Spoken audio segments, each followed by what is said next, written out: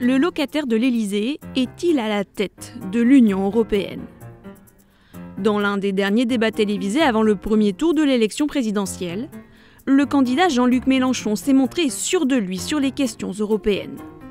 Je vous indique que si je suis élu, je remplace M. Macron à la tête de l'Union européenne. Pour quelques jours? Non, pour 6 mois. C'est faux à plusieurs niveaux. Depuis le 1er janvier 2022, la France exerce bien la présidence du Conseil de l'Union européenne, mais pour 6 mois seulement. Une présidence tournante qui prendra fin au 30 juin prochain, soit à peine quelques semaines après le second tour de l'élection présidentielle française. Par ailleurs, le chef de l'État européen désigné pour assurer cette présidence n'a que peu de pouvoir. Depuis le traité de Lisbonne en 2009, le pays qui préside le Conseil de l'Union européenne n'assure plus la présidence du Conseil européen des 27 chefs d'État et de gouvernement.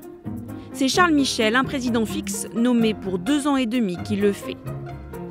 Le rôle principal de l'État qui assure cette présidence est en réalité d'organiser le calendrier entre les pays membres de l'Union et les ministres par spécialité.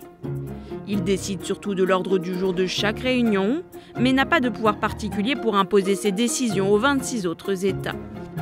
Du coup, le chef d'État, lors de cette présidence éphémère, ne prend en aucun cas la tête de l'Union européenne.